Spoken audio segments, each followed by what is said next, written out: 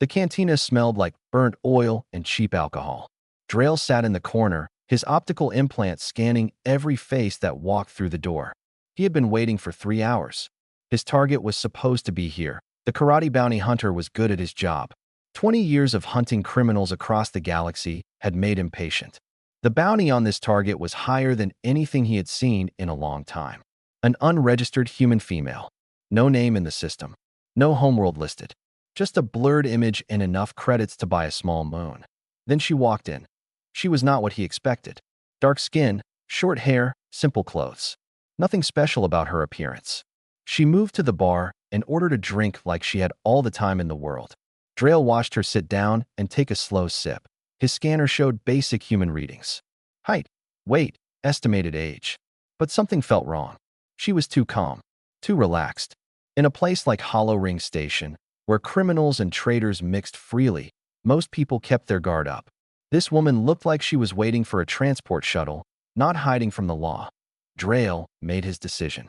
He raised his wrist and fired the scan bolt. The small pulse of blue energy shot across the cantina.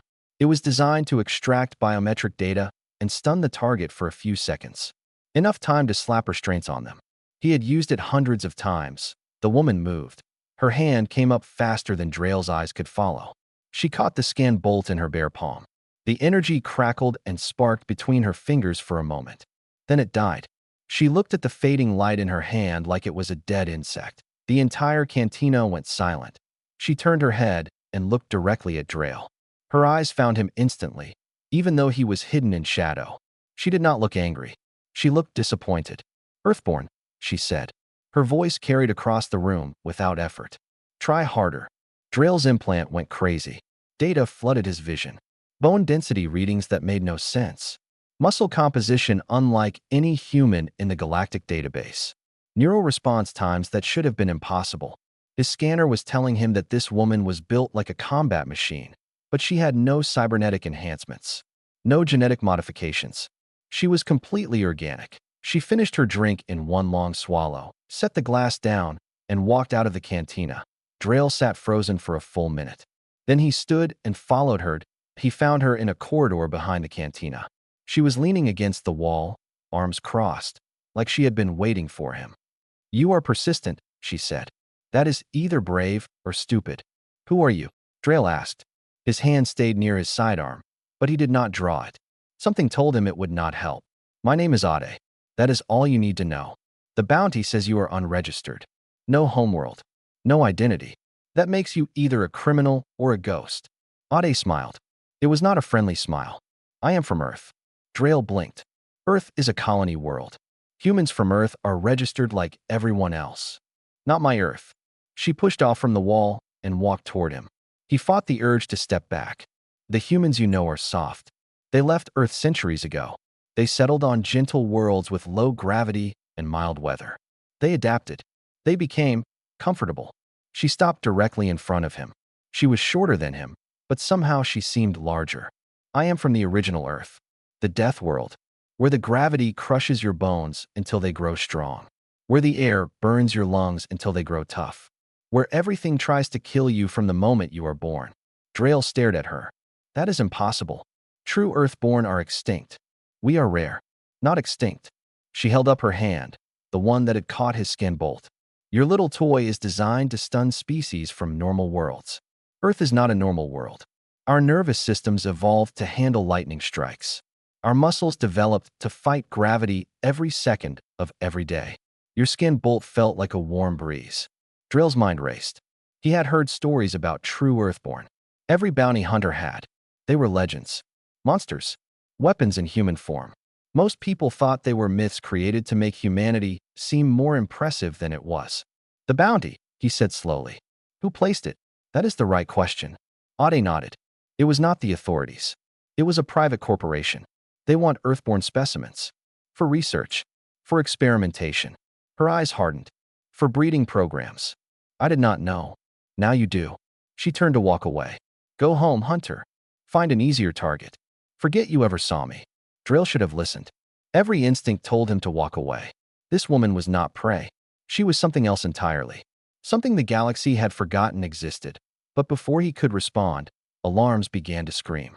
Red lights flashed across the corridor. Heavy boots thundered somewhere in the distance. Ade's expression did not change. She simply looked toward the sound and said, "They found me faster than I expected." "Who?" "The people who placed the bounty." She cracked her knuckles. "They brought soldiers this time." Drayle made a choice he did not fully understand. Maybe it was curiosity. Maybe it was guilt. Maybe he just wanted to see what a real Earthborn could do. "I know this station," he said. "I can get you out." Ade studied him for a long moment. Then she nodded. "Then move fast, Hunter. Things are about to get interesting." The mining colony of Dust Fall lived up to its name.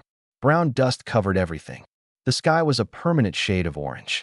The Helix facility sat in a canyon, carved directly into the rock, surrounded by walls and guards and automated turrets. Drayle studied the defenses from a ridge half a mile away. His scanner counted 200 soldiers. Heavy weapons emplacements. Energy shields at every entrance. "This is a fortress," he said. Ade stood beside him. She was not alone anymore. 6 more Earthborn had answered her call. They had arrived in separate ships over the past 12 hours, meeting at a rendezvous point above the planet. Now they stood in a line on the ridge, watching the facility below. Drayle had expected warriors, soldiers, killers. Instead, he found a doctor named Grace with gentle hands and calm eyes. A farmer named Pavel who laughed easily and spoke about growing vegetables on 3 different worlds. An engineer named Yuki who had spent 20 years building starship engines. A former soldier named Kwame who moved with quiet discipline. And 2 others, a man and woman named Rio and Sarah, who never explained what they had done before and no one asked. They looked ordinary, normal, human, but Drayle had seen what Ade could do. He knew what lay beneath those ordinary faces. "The holding cells are in the center of the facility," Yuki said. She had pulled schematics from somewhere Drayle did not want to ask about. 3 levels underground. Heavy security at every checkpoint. "Power supply?" Ade asked. "Geothermal. Drawing from the planet's core. We cannot cut it from outside. Then we go through the front door." Kwame made a sound that might have been a laugh. "Direct approach. I like it." "They will see us coming," Rio said. His voice was low and rough. "Yes." Ade looked at each of them in turn. "They will. That is the point. They think they understand us. They think they can contain us. Let us show them how wrong they are." Grace stepped forward. "I will stay back. Set up a medical station. You will need it when this is over." "Agreed." Ade turned to Drayle. "You stay with Grace. Protect her." Drayle wanted to argue. He wanted to fight alongside them. But he knew his limits. He was not Earthborn. He would slow them down. "I will keep her safe," he said. Ade nodded. Then she looked at the 6 Earthborn around her. "We go in hard. We go in fast. We do not stop until Obi is free. Anyone gets hurt, you keep moving. We regroup later." She picked up a rifle from the ground. It looked like a toy in her hands. "And remember, they chose this fight. We are just finishing it." The assault began at sunset. 7 figures descended the ridge toward the facility. Guards spotted them immediately. Alarms screamed. Soldiers rushed to defensive positions. Turrets swiveled and opened fire. It did not matter. The Earthborn did not run. They did not take cover. They walked into the fire like it was rain. Energy bolts struck them, and they kept moving. Bullets hit armor they had taken from fallen soldiers at Hollow Ring, and they barely slowed.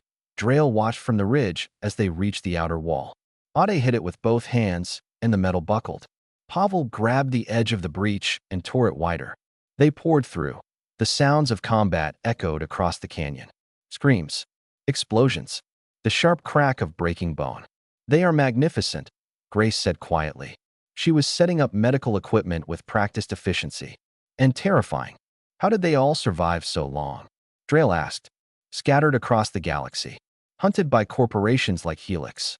We are stubborn." Grace smiled slightly. "Earth made us stubborn. You cannot survive a death world without learning to refuse death." An explosion lit up the facility's main building. Drayle saw figures moving through the smoke. The battle was moving inward. Deeper. Closer to where Obi was being held. 20 minutes passed. Then 30. The sounds of fighting grew distant, moving underground. Then silence. Drayle held his breath. Grace stopped working and looked toward the facility. A figure emerged from the main entrance. Then another. Then more. 7 Earthborn walked out of the smoke. Some limped. Some bled. But they walked. and in the center of them was a young man with wide eyes and shaking hands. Obi, alive. Ade led them up the ridge. Her face was covered in dust and blood. A deep cut ran across her forehead, but her eyes were bright. Sorn was here, she said. Tried to use a neural disruptor on us, designed to incapacitate humans. Did it work? Ade smiled. It was cold and satisfied. He learned the same lesson everyone learns. We are not the humans they think they know. We are what happens when a planet tries to kill everything on it for 4 billion years. Grace immediately began treating the wounded. Drail helped where he could, holding equipment and supplies. Obi sat apart from the others, still shaking. Ade went to him and sat down. You are safe now, she said quietly. I thought I was going to die. His voice cracked. I thought they were going to cut me apart like they did to the others. You are Earthborn. We look after our own. She put a hand on his shoulder. You will never be alone again. The facility burned behind them. Secondary explosions sent plumes of dust into the orange sky. Whatever research Helix had been conducting was gone. Whatever data they had collected was ash. Drail watched the Earthborn gather. They were not an army. They were not a government. They were just people from a world that had never stopped testing them. Survivors in the truest sense. What happens now? He asked Ade. She looked at the stars beginning to appear in the darkening sky. We keep moving. We help where we can. We protect our own. She stood and stretched, wounds already beginning to heal faster than any normal human should allow. And when someone points a weapon at one of us, she looked back at the burning facility, at the chaos they had created, at the message they had sent. We make them try harder. The ships lifted off one by one, carrying the Earthborn back into the void. Drail flew with Ade, watching the mining colony shrink below them. Somewhere out there, Helix was regrouping, planning, preparing for the next attempt. But they would find the same thing every time. The same stubborn refusal to die, the same impossible strength, the same quiet determination that had carried humanity from caves to stars. Earth had made them, and nothing in the universe could unmake what Earth had built. Red emergency lights filled the commercial district of Hollow Ring Station. Shops had sealed their doors. Civilians had vanished from the corridors. Only soldiers remained, moving in tight formations with weapons raised. Drail watched them from behind a maintenance panel he had removed from the wall. Ade crouched beside him, completely still. 6 soldiers passed within 10 feet of their hiding spot. None of them looked in the right direction. Helix contractors, Drail whispered. Standard military gear. Energy rifles, light armor, tactical helmets with communication links. Weak points, joints, neck area. The armor is designed for speed, not full coverage. Ade nodded once. Stay here. Provide cover if you can. Before Drail could argue, she moved. He had seen fast species before. The Velkai could strike quicker than most eyes could follow. But Ade was something different. She did not just move fast. She moved with purpose, every step calculated, every motion efficient. The first soldier never saw her coming. She came from his blind spot and hit him in the throat with her palm. He dropped without a sound. The second soldier turned at the noise and found her already inside his guard. She grabbed his rifle, twisted it against his grip, and used his own momentum to throw him into the wall. His helmet cracked against the metal, and he went limp. The remaining 4 soldiers finally reacted. They raised their weapons and opened fire. Ade was not there anymore.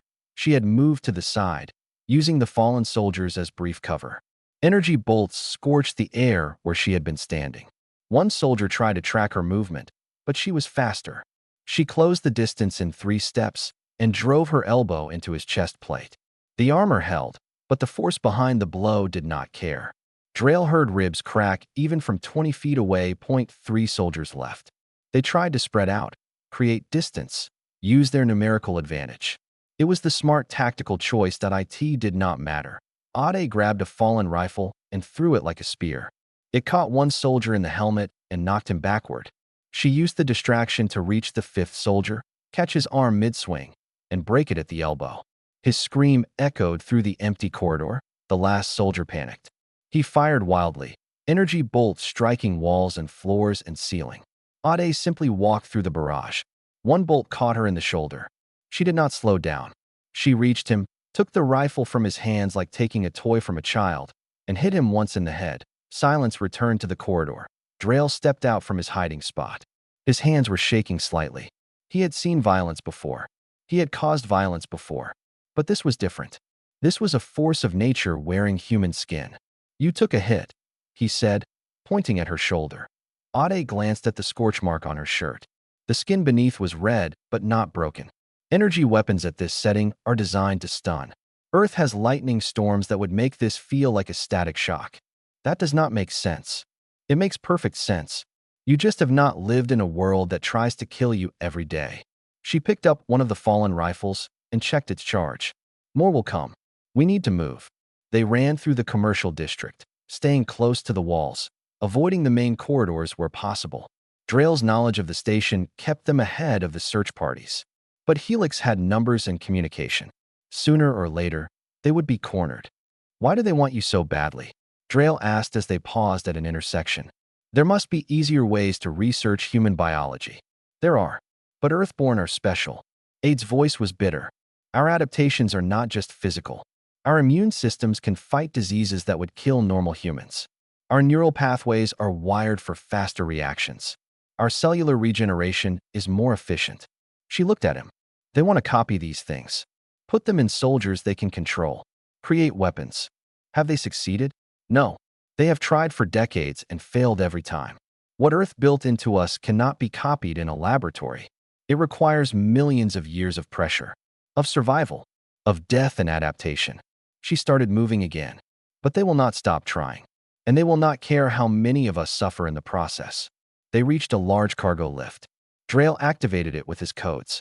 The platform began descending toward the lower levels. I was captured once, Ade said quietly. The lift hummed around them. 2 years ago, they held me for 3 months. Drail did not respond. He could see in her eyes that she needed to speak, not to be answered. They tested everything.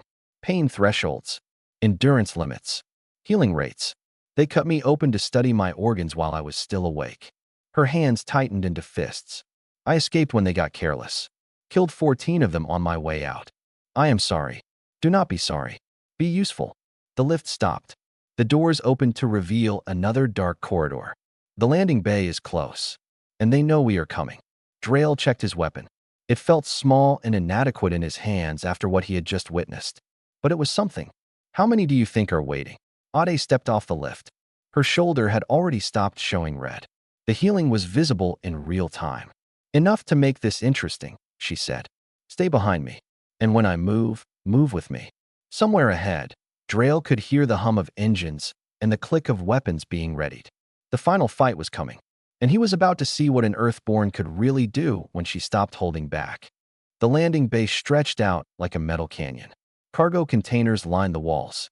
Small transport ships sat in neat rows. And between Ade and the nearest exit stood 40 soldiers in combat formation. Drail crouched behind a support pillar, counting weapons and positions. Heavy rifles, barrier shields, 2 soldiers carrying what looked like portable artillery. At the far end of the bay, a sleek corporate shuttle sat, with its engines warming. A thin figure in expensive clothes stood near its ramp, watching everything through narrow eyes. That is Sorn, Ade said. She had not hidden. She stood in plain view, studying the enemy like they were a puzzle to solve. He runs the acquisition division for Helix. Captures specimens for their laboratories. You know him. He was in charge when they held me. Her voice was flat. He watched every test. Took notes. Never got his hands dirty himself. Sorn raised a communication device to his mouth. His voice echoed across the landing bay through hidden speakers. We do not want to hurt you, he said. His tone was calm and reasonable. You are too valuable for that. Surrender now, and we can discuss terms. Comfortable containment. Proper treatment. Perhaps even compensation. Ade did not respond with words. She simply started walking toward the soldiers. The first line opened fire immediately. Energy bolts streaked through the air like angry stars. Ade moved through them, not dodging so much as predicting. She knew where the shots would go before they were fired. Her body shifted and flowed, never stopping, always advancing. Drail provided what support he could, firing from cover at soldiers who tried to flank. But he knew the truth. He was secondary here, a distraction at best.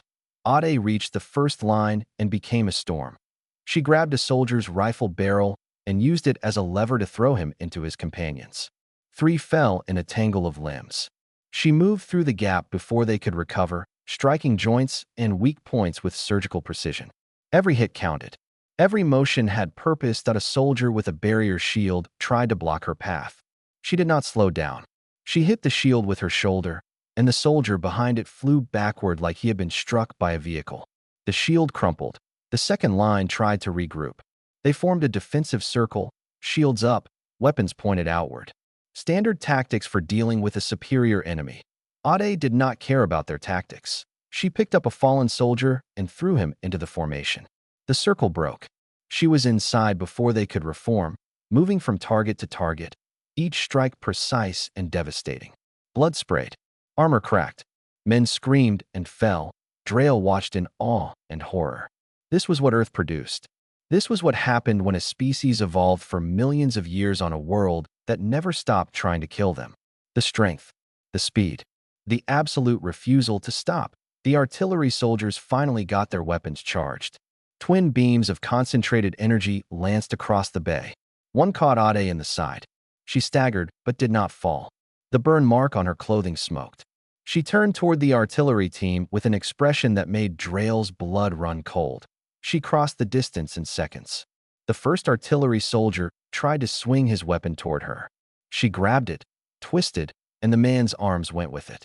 He screamed as bones snapped. The second soldier dropped his weapon and tried to run.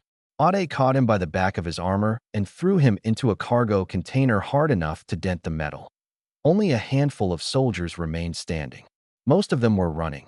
Sorn had not moved from his shuttle. His face showed no emotion as he watched his forces crumble.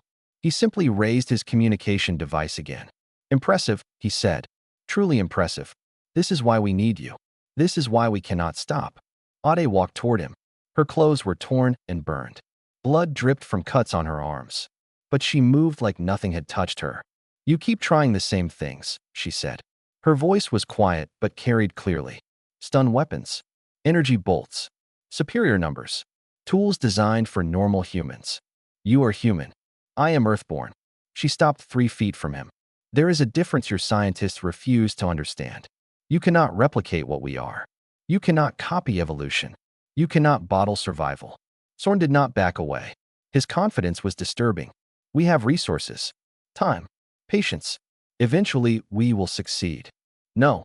Ade stepped closer. "You will fail. Again and again. And every time you capture one of us, we will escape. Every time you build a facility, we will destroy it. Every time you think you are close to understanding us, we will show you how wrong you are." She leaned forward until her face was inches from his. "We are what your ancestors feared in the dark. We are what made humanity leave Earth in the first place. Not because we were running from danger. Because nothing in the universe could hold us." Sorn's composure finally cracked. Fear flickered in his eyes. "This is not over," he said. "Helix has operations across the galaxy. We will find you. We will find all of you. I know." Ade stepped back. "And we will be waiting." She turned and walked toward a small transport ship on the far side of the bay. Drael hurried to follow. Behind them, Sorn scrambled into his shuttle and sealed the hatch.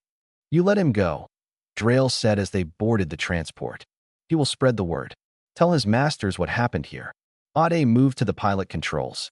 "Fear is a weapon too. Let them be afraid." The transport lifted off and shot through the landing bay doors into open space. Hollow Ring Station shrank behind them. Drael sat in the co-pilot seat and let out a breath he did not know he had been holding. "What now?" Ade set a course for deep space. Her hands moved across the controls with practiced ease. "Now we disappear," she said. "For a while." But Drael saw something in her eyes. A determination that went beyond escape. This was not over for her either. Sorn had promised more. And Ade had promised to be ready. The stars stretched into lines as they jumped to faster than light speed. Behind them, a galaxy was beginning to remember what Earthborn truly meant. 3 days in deep space. 3 days of silence broken only by the hum of engines and the quiet beep of navigation systems. Drael had given Ade his ship, the Quiet Blade, without argument. It felt like the right thing to do. He found her in the cargo hold, sitting on a crate with her back against the wall. She was eating ration bars like they might disappear at any moment, tearing pieces off and chewing quickly. No savoring, just fuel. Drail sat on a nearby crate and set down a container of water. You eat like someone who does not trust the food to still be there. Old habit. Ade took the water without looking at him. Growing up on Earth teaches you to eat fast. Never know when you might need to run. From predators. From everything. Weather. Animals. Other people sometimes. She finished the ration bar and started another. Earth is not a kind place. Beautiful, but not kind. Drail had spent the past 3 days reviewing everything he could find about Earth in the galactic databases. Most of it was classified or incomplete. The planet had been quarantined for centuries after the main human migration. Only a few ships ever went back. Fewer returned. Why did you really leave? He asked. Ade chewed slowly, considering the question. When she spoke, her voice was softer than usual.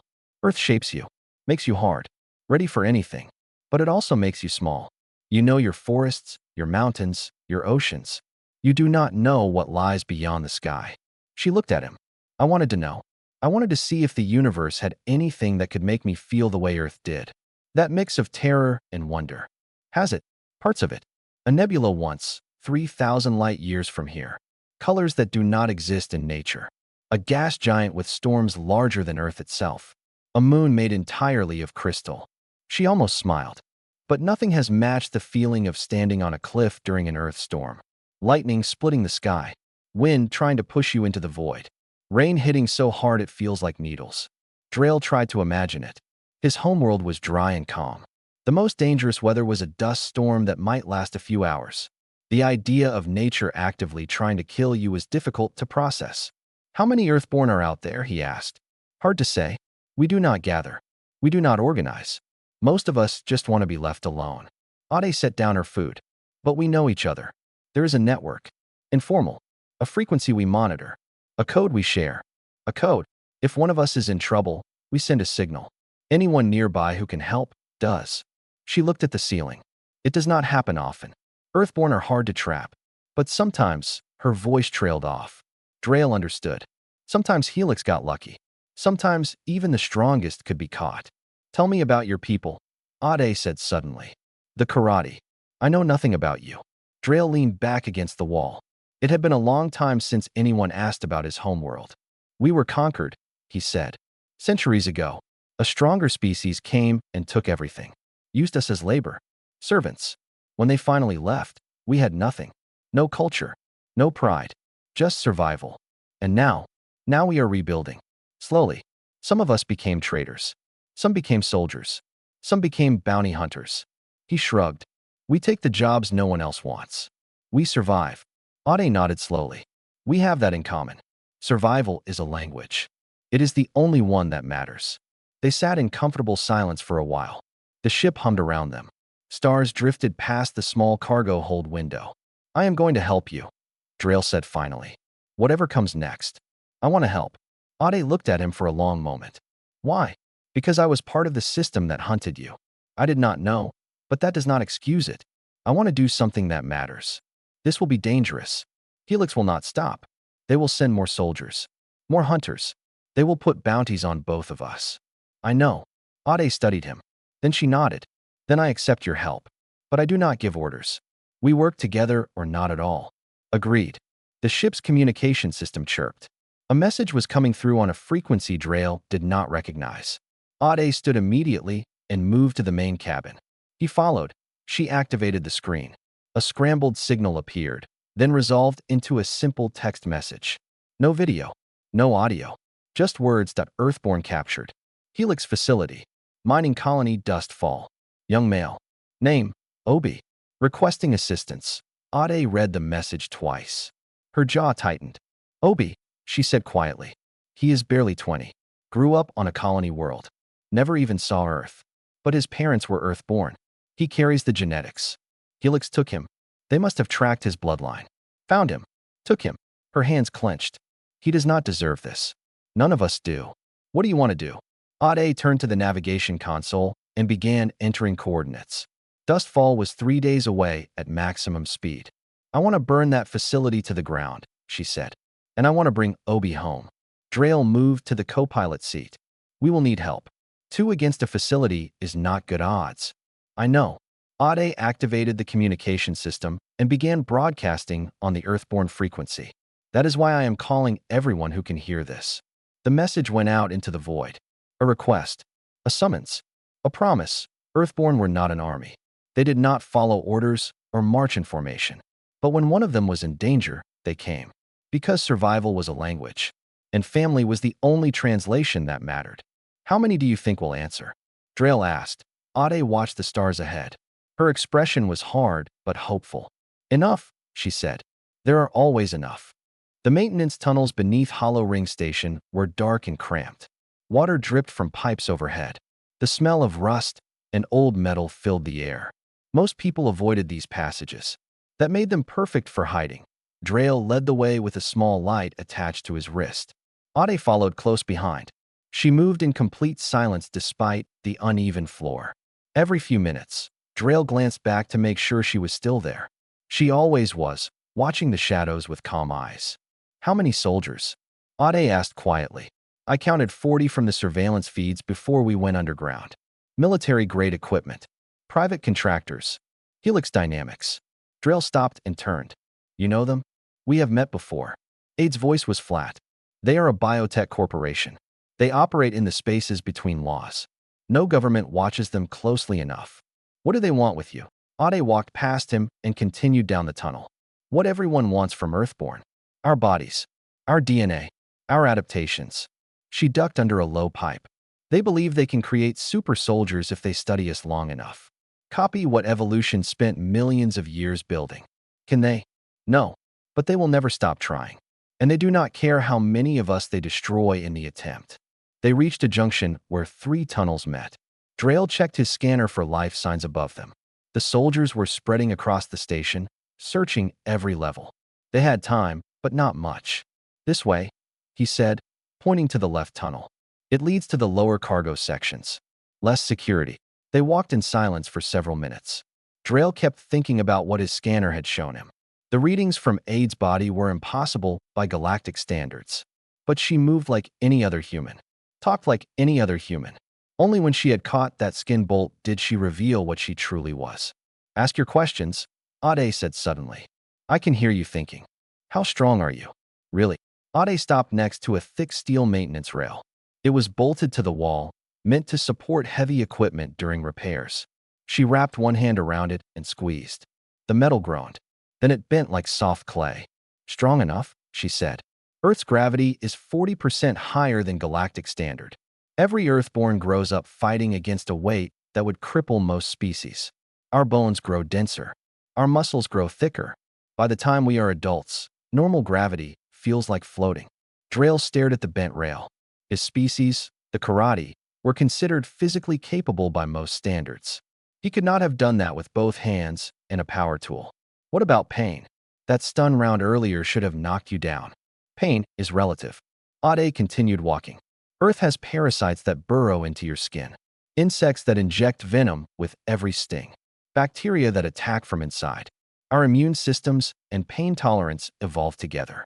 What feels unbearable to you might feel like a mild ache to me. That sounds like a nightmare. It was home. Her voice softened slightly. It was also beautiful. You cannot imagine the oceans. Water stretching to the horizon in every direction. Mountains so tall they pierce the clouds. Storms that light up the entire sky. Drail tried to picture it. His homeworld was a dry place with thin air and weak sunlight. He had never seen an ocean. Why did you leave? Ade was quiet for a long moment. When she spoke, her voice was distant.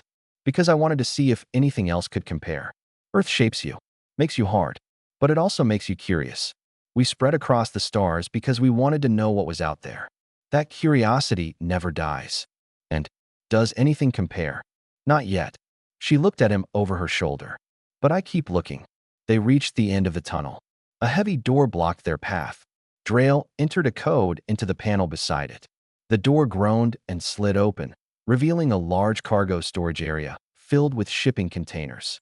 The landing bay is through here, Drail said. But Helix will have soldiers guarding it by now. I know. There might be another way. If we wait until the station security responds, they might push Helix back. Give us an opening. Ade shook her head. Station security is corrupt. Half of them probably work for Helix. We cannot trust anyone but ourselves. Drail leaned against a container and crossed his arms. So what is your plan? Fight through 40 soldiers, if necessary. He laughed, but there was no humor in it. You are confident. I am Earthborn. She said it like a simple fact.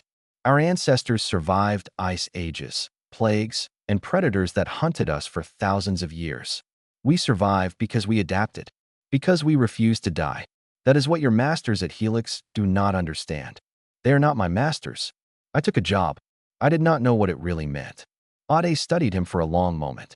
Then she nodded slowly. You have been used. So have I. So has every Earthborn who fell into their hands. She moved toward the far end of the cargo bay. Help me now, and we are even. Walk away, and I will not blame you. Drail should have walked away. This was not his fight. He was a bounty hunter, not a soldier. Not a hero. But he had seen the truth now. He had seen what Helix really wanted. And he could not pretend he had not. The landing bay is through the main cargo doors, he said. I know the codes. Ade looked back at him. For the first time, something like warmth flickered in her eyes. Then let us go, she said.